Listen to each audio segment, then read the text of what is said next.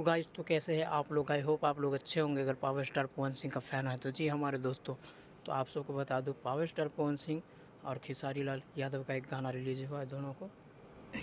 तो वो दोनों गाना का मैं बात करने वाला हूं। सो किसका अभी तक कितना व्यूज़ जा चुका है।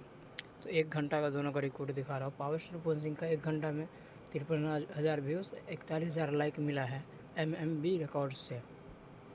और यही खेसारी लाल यादव का गाना रिलीज़ हुआ है, तो उसको भी आप सबको मैं बता देता हूँ।